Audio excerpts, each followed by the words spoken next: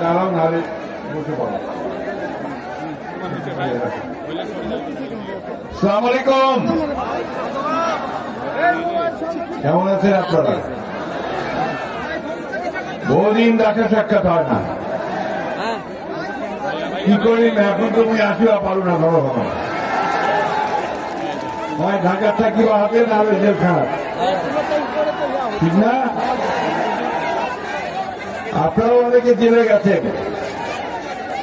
আমার ছেলেরা অনেকেই জেলে গেছে, ঠিক তো? ইনশাল্লাহ এখন আর জেলে যেতে হবে না, আমরা এখন অন্তত ওই শান্তিতে আছি যে রাত্রিবেলা পুলিশ আমাদের বাড়িতে গিয়ে আক্রমণ করবে না। অন্তত এইটুকু শান্তিতে আছি যে আমাদেরকে আপনার ওই ক্ষেত বাড়িতে, ধান বাড়িতে অথবা গাছের উপরে বসে থাকতে হবে রাত্রিবেলা, ঠিক না? এটা আমাদেরকে গত 15 বছর ধরে এই অবস্থা আমাদেরকে চালাতে,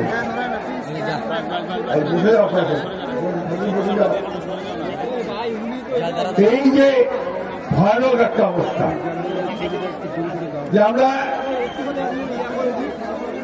একটা ভোট দেওয়ার জন্য, একটা ভালো থাকার জন্য, কম দামে খাওয়া পাওয়ার জন্য, অথবা আমাদের মা বোনদের জন্য শাড়ি কাপড় কেনার জন্য আমরা একটা ভালো অর্থনীতির অবস্থা চেয়েছিলাম, তাই না?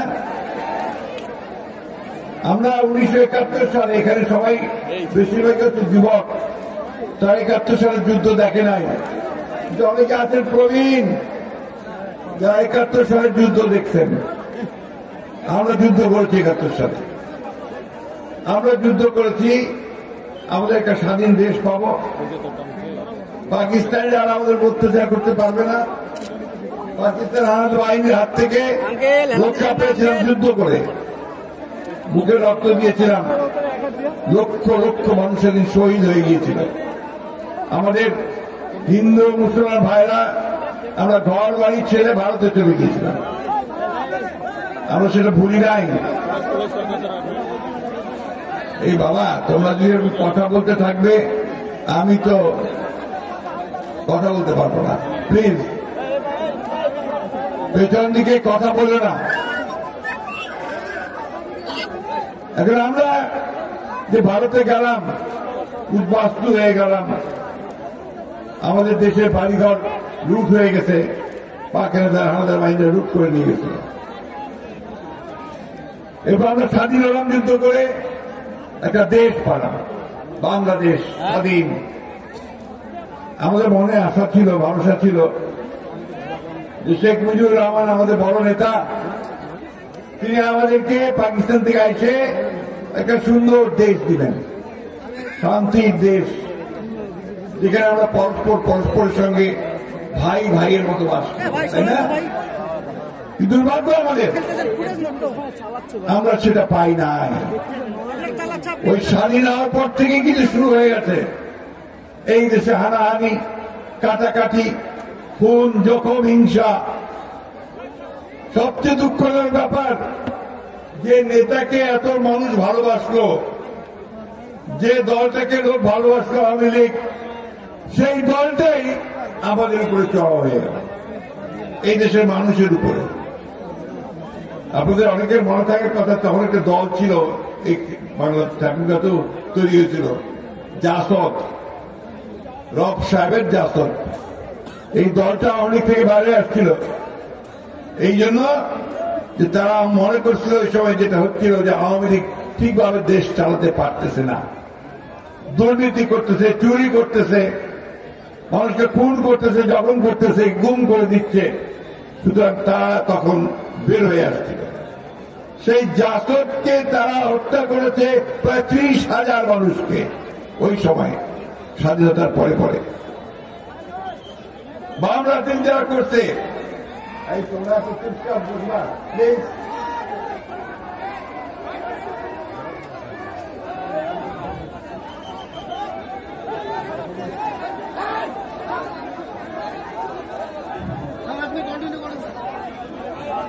গাড়িটা নড়াচ্ছে নড়াই না তো, আমি লোকটাই নড়তেছি না।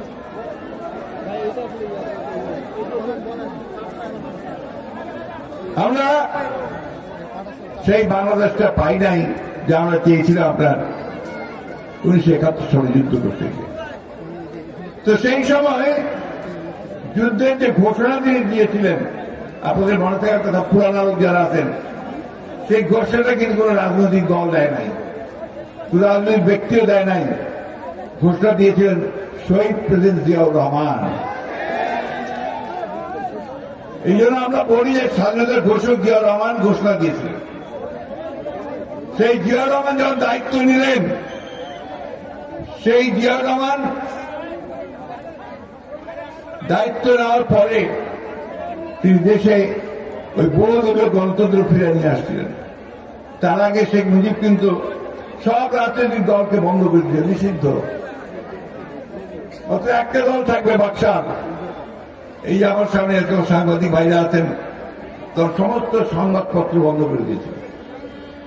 তখন সমস্ত সংবাদপত্র বন্ধ করে দিয়ে মানুষের কথা বলার যে স্বাধীনতা, সেই স্বাধীনতাকে তারা নষ্ট করে দিচ্ছে। বন্ধুগণ, ট্রেন যাচ্ছে, একটু শব্দ হচ্ছে, আমি একটু পরে কথা বলতেছি। অনেকদিন পরে ট্রেনের শব্দ শুনলাম, আপনারা শোনেন মাঝে মাঝে নাকি?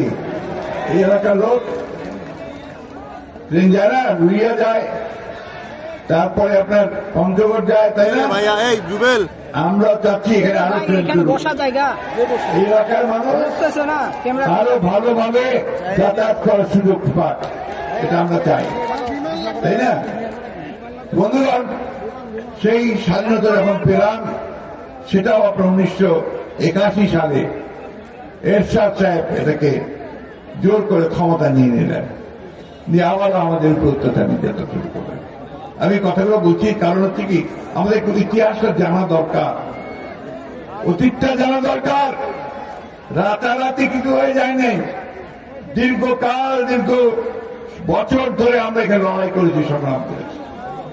50 বছর ধরে আমরা এই দেশে একটা গণতান্ত্রিক দেশ, শান্তির দেশ, ভালোবাসার দেশ, উন্নয়নের দেশ করার জন্য আমরা সংগ্রাম করছি, লড়াই করছি।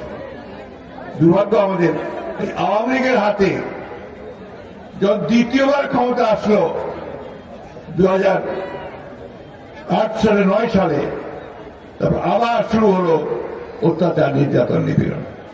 এবার একটু কায়দাটা ভিন্ন। এবার আর এক দল ঘোষণা করে না, এবার দল রাখলো, গণতন্ত্রের একটা ফাসাদ থাকলো, ছদ্মবেশে শুরু হলো আবার সেই বাকশালী একদলীয় ব্যবস্থা করার জন্য। এক এক করে আমাদের যে কেয়ারটেকার গভর্নমেন্ট একটা ছিল না, মনে আছে আপনাদের? ভোটের সময় একটা নিরপেক্ষ সরকার থাকবে, ফলে আমরা সবাই ভোট দিতে পারবো, এমন ছিল না? আমরা 3 বার যেতে ভোট দিয়েছি, খুব ভালো ফলাফল পাইছি আমরা। দুঃখের কথা, আওয়ামী লীগ আসার পরে 2012 সালে সেই ব্যবস্থাটা বাদ দিয়ে দিল। ব্যবস্থা কি করলো? যে দলীয় সরকারের অধীনে নির্বাচন হবে, অর্থাৎ আওয়ামী লীগ ক্ষমতায় থাকবে আর নির্বাচন হবে, ভোট হবে। এখন শিয়াল যদি আপনার মুরগি খাঁচার মধ্যে ঢুকায় দেন, তাই কি করছে? আওয়ামী লীগ ঢুকছে আর কাউকে ভোট দিতে দেয় নাই, একাই সে রাজা হয়ে গেছে, তাই না? এবং আমরা 3 বার ভোট দিতে পারি নাই। আর আমাদের ছেলেদের ভোট দিয়ে দিয়েছে, এখনো দেয় না। ইয়াং ছেলে যারা আছে ভোট দিয়েছ, ভোট দিতে পারছো? গত 15 বছর ভোট দিছ না? ভোট হয়েছে কিন্তু 3 বার ভোট হয়েছে। আমাদের আওয়ামী লীগের ভাইরা তারা ভোটটা নিয়েছে, বলে দিয়েছে তোরা আশীর্বাদ দরকার নাই, বুঝিয়ে দিন। ও সোয়া ছিল তখন, আমার ভোট আমি দেব, তোমার ভোটও আমি দেব। ওই বালকারি সিল মারিছে আর আপনার নৌকা ঘোষণা করে দিচ্ছে, তাই না? এমনকি আপনাদের চেয়ারম্যান মেম্বার ইলেকশন তাই হয়েছে। এই যে ভোট ব্যবস্থা শেষ করে দিল, মানুষ আর পছন্দ মতো ভোট দিতে পারলো না, এটা আওয়ামী লীগ সরকার করছে। এটা একটা দিক, আমার ভোটের অধিকার কেড়ে নিল। দ্বিতীয় দিক কি, এই যে সাংবাদিক ভাইরা আছে, এখন তো দেখেন কতগুলা চ্যানেল, টিভি চ্যানেল দিতে দেখেছেন না, ওইরকম আপনার পত্রিকা অনেক, এই যে অনলাইন সব দাঁড়াই গেছে। কিন্তু এরা কিন্তু তখন যা মনে করতো তা লিখতে পারত না, যা সত্য তা লিখতে পারত না। ওই আমার রমেশ বাবু যা কইবে ওইটাই শুনিব হবে, ওইটাই লিখিব হবে। হাসিনা যা কইবে ওইটাই লিখিব হবে, ওইটাই তো করিব হবে, তাই না? এই একটা অবস্থা তারা তৈরি করছিল।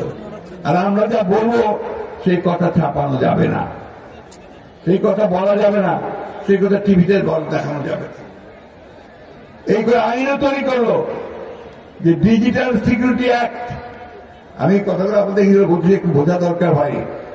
এখন একটা দাবি উঠছে না যে আমরা এই একাই সব করে ফেলছি, আর আমরা 15 বছর ধরে আমরা মাইক খেলাম, মামলা খেলাম, রুবেল ভাই বাধা করতে গায়েবী মামলা হলো আমাদের বিরুদ্ধে, মামলা কোর্ট, এখনো আমাদের বহু ভাইকে কোর্ট আদালতে যেতে হয়, কোর্টে যেতে হয় না? কি চিরালঙ্গের ভাই লোকেরা আছেন? হ্যাঁ, যাওয়া হচ্ছে না, কোর্টের যাওয়া হচ্ছে না, হচ্ছে না, নাই কয় না কেন যাওয়া হচ্ছে। বন্ধুগণ, আপনারা শুধু না, আমাদের এই ঠাকুরঘাট সদরে 7,000 আসামি আর 100-র উপরে মামলা। আর সারা দেশে 60 লক্ষ মানুষের বিরুদ্ধে মামলা দিয়েছে আওয়ামী লীগ। 60 লক্ষ, 700 মানুষকে গুম করে দিয়েছে। এই যে আমার মা বোনের এখন আছে, এরা আওয়ামী লীগ বিভিন্ন জায়গা থেকে স্বামীকে তুলে নিয়ে গেছে, ছেলেকে তুলে নিয়ে গেছে, বাবাকে তুলে নিয়ে গেছে। এই 12 বছর 13 বছর তারা জানে না এখনো যে তারা কোথায় আছে, মরে গেছে না বেঁচে আছে না কি হয়েছে। পরে একটা মিলাদ করবে, সে মিলাদও করতে পারে না। এই অবস্থা আমি তৈরি করছি। আয়নাঘর তৈরি করছিল, আয়নাঘর কি জানেন তৈরি করছিল? ধরে ধরে নিয়ে যাবে, উঠে নিয়ে ওইখানে অত্যাচার করবে, নির্যাতন করবে, দিনের পর দিন, মাসের পর মাস একটা ঘরের মধ্যে বন্ধ করে চোখ বেঁধে রেখে দেবে এবং সেইখানে তাকে বিভিন্ন রকম কথা বলানোর চেষ্টা করবে। 7 বছর, 8 বছর, 9 বছর, 10 বছর, 12 বছর একটা লোককে ওই ঘরের মধ্যে আটকে রাখতে হবে। এই কাজ করছে আওয়ামী লীগ, এই কাজ করছে শেখ হাসিনা। আজকে এমনি এমনি শেখ হাসিনা পালায় দেয় নাই, এত পাপ করছে, এত অন্যায় করছে যে তার পালানো ছাড়া কোনো পথ ছিল না। তাই এই দেশের মানুষ যখন জেগে উঠছে, যখন আন্দোলন করছে, যখন বুক পেতে দিয়ে বুলেট নিয়েছে বুকের মধ্যে, তখন তাদের আর পালানোর জায়গা ছিল না। আপনাদের এই এলাকায় 4টা ছেলের প্রাণ গেছে, 4টা না, 4টা ছেলে এই মোট এখন পর্যন্ত ঠাকুরগাতে 13 জন আমাদের নিহত, শহীদ হয়ে গেছে। শহীদ এই গণতন্ত্রের জন্য, ভোটের অধিকারের জন্য তারা শহীদ হয়ে গেছে। হাজার হাজার লোক তারা গুলিবিদ্ধ হয়েছে এবং আপনারাও তাদের চিকিৎসা চলছে। আমি কয়েকদিন আগেও একটা ছেলেকে দেখতে গেছিলাম, তার সমস্ত বুকে গুলি লেগেছে। আমার ছেলের বুকে যদি গুলি লাগে, আমি বাপ হয়ে, আমি ভাই হয়ে, আমি কি স্থির থাকতে পারি? পারি না। বন্ধুগণ, যার যায় সেই বুঝে ব্যথা তার, তাই না? আজকে আমাদেরকে সেই অবস্থায় নিয়ে গেছে। আমি এই কথাটা আপনাদেরকে বারবার মনে করে দিলাম এই জন্য যে অনেকে বলার চেষ্টা করে যে বিএনপি তো পারে নাই। আরে বিএনপি 15 বছর লড়াই করছে বলেই তো তোমরা পারছো বাবা, নাই জায়গাটা তো তৈরি হতো না। 15টা বছর অত্যাচার নির্যাতন সহ্য করে আমরা একটা অবস্থা তৈরি করেছি। সেইখানে অবশ্যই তোমাদেরকে আমি সাবাসী দেই, বাবা দিই, কৃতজ্ঞতা জানাই যে তোমরা সাহস করে দাঁড়িয়ে গেছো।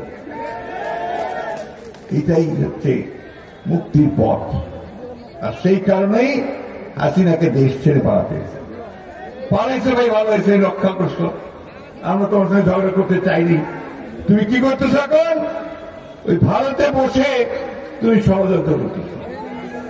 ভারতে বসে তুমি বিভিন্ন দেশে আবার বাঙালি মানুষদেরকে বাঙালিকে বিভ্রান্ত করার চেষ্টা করতেছ, আর দুঃখজনক ভাবে এই কথা বলার চেষ্টা করতেছ যে আমাদের এখানে আমাদের হিন্দু সম্প্রদায়ের ভাইদের উপরে নাকি অত্যাচার হচ্ছে, নির্যাতন।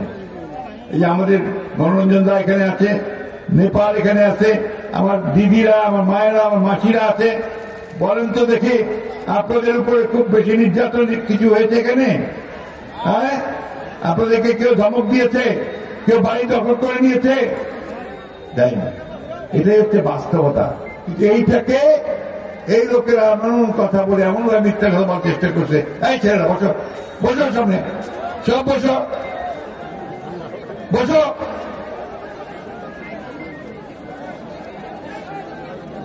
এরা বিভ্রান্ত করতেছে, বিশ্বকে জানাতে চায় যে বাংলাদেশে যেটা হয়েছে এটা জনগণের বিদ্রোহ নয়, এটা হচ্ছে কিছু উগ্রবাদীদের বিক্ষোভ। এটা আমাদের বিক্ষোভ ছিল না, আমাদের বিদ্রোহ ছিল না, আপনার বিদ্রোহ ছিল না। আপনি দাঁড়ান এই রাস্তায়, সেদিন বেরিয়ে আসেননি, এই ঠাকুরকে মাঠে আপনারা সেদিন গুলির মোকাবেলা করেন নাই, এই ছেলেরা করেন নাই। কথা বলো না কেন? হ্যাঁ, কথা জোরে বলবা, স্লোগান দিবা জোরে, তাহলে বুকে বল আসবে, বুঝতে পারছ? আমি কথা বাড়াবো না ভাই। আমরা 53 বছর আগে স্বাধীন হয়েছি।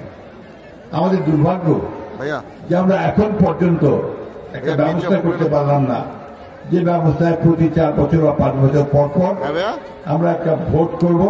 সেই ভোটে আমরা আমাদের পছন্দ মতো লোককে বাছাই করে আমরা পার্লামেন্টে পাঠাবো, সংসদে পাঠাবো, তাই না? ওই সংসদে তারা বসে আমাদের জন্য আইন তৈরি করবে, আমাদের উন্নতি কিভাবে হবে সেটা ব্যবস্থা করবে। এই কাজগুলো তাদের করার দায়িত্বটা তাদের, তাই তো?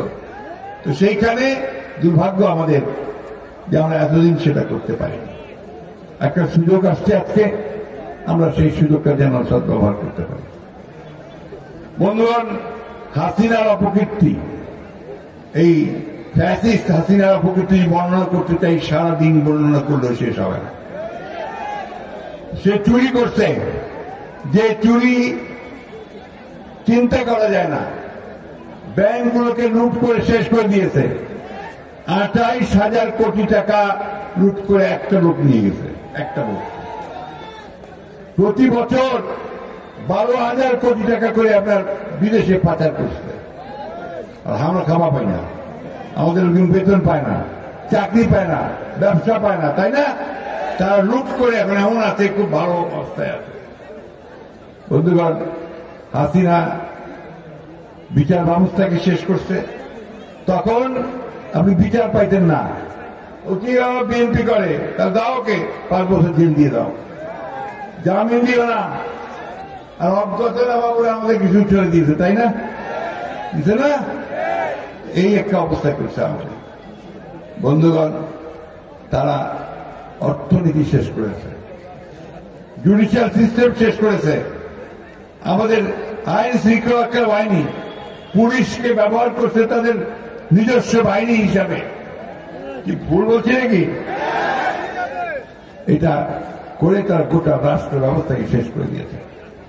আজকে আমাদের সুযোগ আসছে একটা, যে আমরা এই ব্যবস্থার পরিবর্তন করব।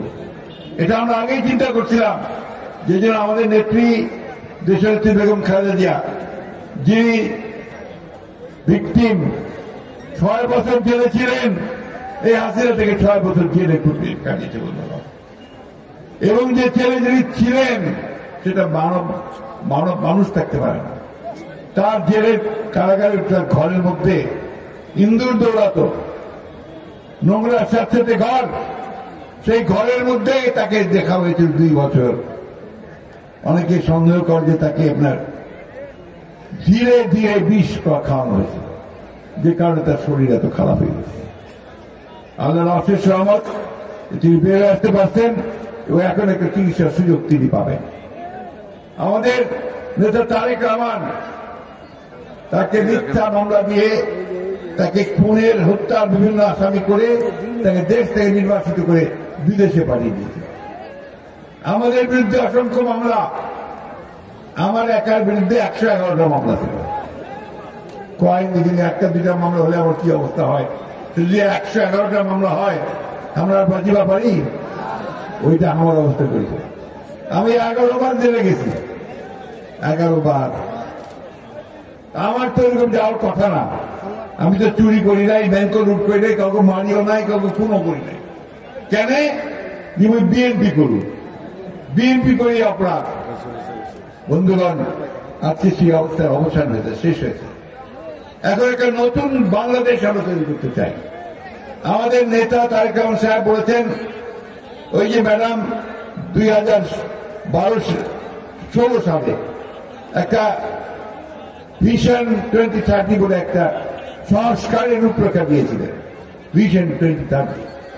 এখানে তিনি বলেছিলেন, আজকে যে বিষয়গুলো নিয়ে তর্ক বিতর্ক হচ্ছে, তখন তিনি বলেছিলেন যে আমাদের প্রধানমন্ত্রী এবং রাষ্ট্রপতির ক্ষমতার ভারসাম্য রক্ষা করতে হবে, দুইজনের ক্ষমতার মধ্যে একটা ভারসাম্য আনতে হবে। তখনই তিনি বলেছেন আমাদের পার্লামেন্টে পার্লামেন্ট যদি 2টা হয়, 2 কক্ষ হয়, অর্থাৎ আরেকটা উপরে যদি থাকে তার একটা চেক এন্ড ব্যালেন্স হবে, 2 কক্ষ বিশিষ্ট পার্লামেন্ট। তিনি তখনই বলেছিলেন যে কমিশন আনতে হবে, জুডিশিয়াল কমিশন। সেই কমিশনগুলো তখন তিনি বলছেন। পরবর্তীকালে আমাদের নেতা জনাব তারেক রহমান সাহেব তিনি এই 2022 সালে 31 দফা দিলেন, তাই না?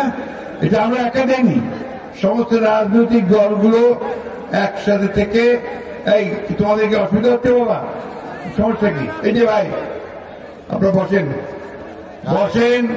আরে রুবেল ভাই ওই পাশে আর কথা বলো না প্লিজ, ছাত্ররা কথা বলো না। এই যে 18 সালে উনি দিলেন 31 দফা, সেই 31 দফা কিন্তু আজকে যে সংস্কার নিয়ে কথা হচ্ছে, আপনারা শুনতেছেন না? সংস্কার টেলিভিশনে শুনতেছেন, বুঝতেও পারেন সংস্কার কি জিনিস? পারেন নাকি? কখনো না বলতে হবে আমাকে, সংস্কার বুঝেন? বুঝি না। এইটুক বুঝি যে আমার একটু পরিবর্তন লাগবে। পরিবর্তনটা কি? যে আমার ভোটটা আমি নিজে দিতে পারি, ওটা নিশ্চিত করতে হবে। আর পার্লামেন্টে যেন আমার কথাগুলো নিয়ে পার্লামেন্টে যেন আলাপ হয়। এই যে অন্যায়, অত্যাচার, নির্যাতন, জিনিসপত্রের দাম বাড়াচ্ছে, কত সিন্ডিকেটকে আমরা তাও বুঝি না। এটাও বুঝি যে আমার জিনিসের দাম আমার কৃষক ভাইরা পায় না, ঢাকায় ডবল দাম দিয়ে কিনতে হয়। মাঝখানে একটা মধ্যস্বত্বভোগী বলে একটা গোষ্ঠীটাকে, যারা আপনার কারসাজি করে মুনাফাটা নিয়ে চলে যায়। এটা হচ্ছে কারসাজি, এটা আমরা চাই না। আমরা যে দামে আমার কৃষক ভাইরা বিক্রি করতে পারবে তার চেয়ে একটু বেশি দামে আমরা কিনতে চাই, এবং কৃষক ভাইরা যে দাম পায় প্রত্যেকটা জিনিসের সেটা নিশ্চিত করতে চাই। আমার শ্রমিক, এই যে আপনার গার্মেন্টস শিল্পের যে শ্রমিকরা, বেশিরভাগই মেয়েরা তারা কাজ করে, তারা যেন তাদের ন্যায্য মজুরি পায়। দিন রাত পরিশ্রম করে ওই 10,000 টাকা বেতন, 12,000 টাকা বেতন ওদের চলে না, কোন মানুষের চলতে পারে না। এটাকে তারা বাড়াই চাই। আমরা দিনের শেষে একটু শান্তিতে ঘুমাতে চাই, এই জিনিসটা আমাকে করতে হবে। ভাই একটা কথা বলি আপনাদেরকে, আপনারা কি সত্যি সত্যি পরিবর্তন চান, নাকি আবার ওই আওয়ামী লীগের নৌকাতে ফিরে যেতে চান? নাকি? তাহলে কিন্তু ওই যেমন 5ই আগস্ট সবাই মিলে রাস্তায় নামছিলেন, তাহলে আবারও সেই মতো ঐক্যবদ্ধ হয়ে রাস্তায় নামতে হবে।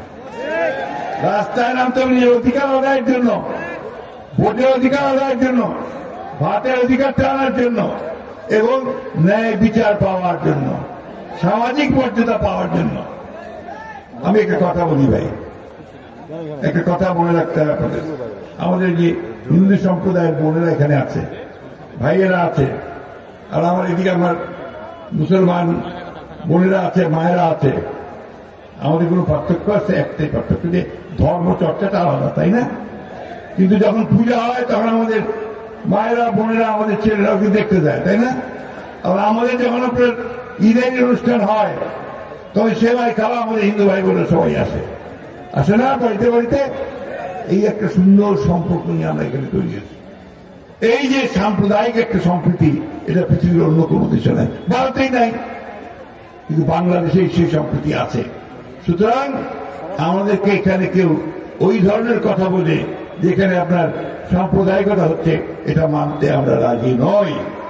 আমরা পরিষ্কার করে বলতে চাই যে বাংলাদেশে কোনো সাম্প্রদায়িকতা নাই, এবং আমরা এটা নিশ্চিত করে বলতে পারি যে আমরা যদি কখনো সুযোগ পাই, জনগণের ভোটের মাধ্যমে যদি আমরা কোনো ক্ষমতায় যেতে পারি, রাষ্ট্রপতির দায়িত্বে যেতে পারি, তাহলে আমরা নিশ্চিত করব এই দেশের সকল সম্প্রদায়ের, সকল ধর্মের মানুষের অধিকারকে নিশ্চিত করা হবে।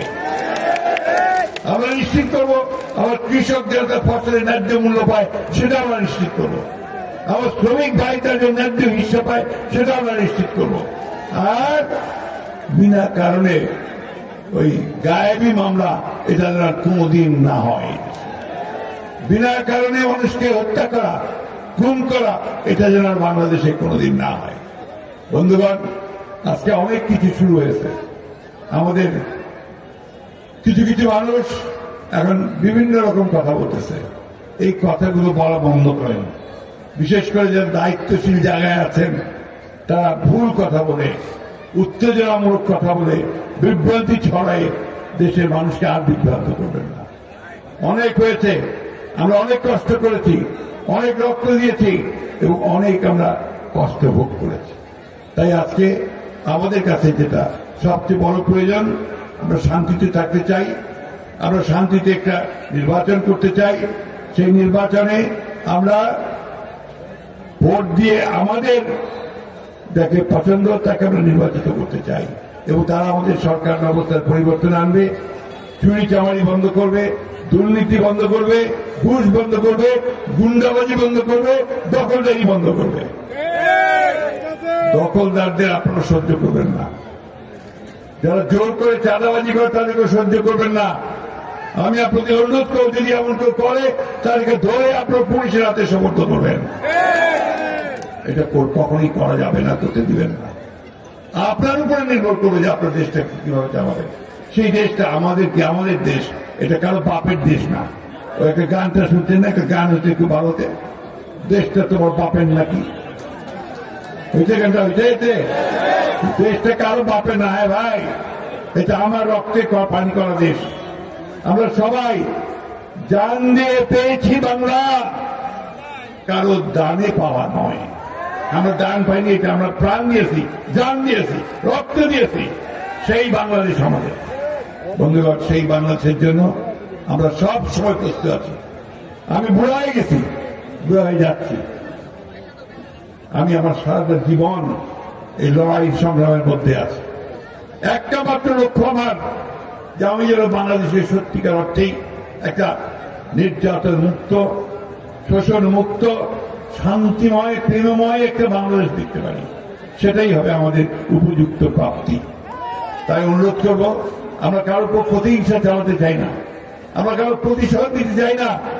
আমরা সবাইকে নিয়ে ভালোবেসে আমরা নতুন বাংলাদেশ গড়ে তুলতে চাই। আসুন আমরা সবাই মিলে সেই লক্ষ্যে কাজ করি। আমার শেষ কথা আপনাদের কাছে, আমি কিন্তু আজকে কোনো ভোটের প্রচারণা করতে আসি নাই আপনাদের কাছে। আমি যেই কথাটা বলতে এসছি আপনাদের কাছে, এই কথাটা যে বন্ধুগণ, এই দেশটা আপনার, এই মাটি আপনার, এই মানুষগুলো আপনার।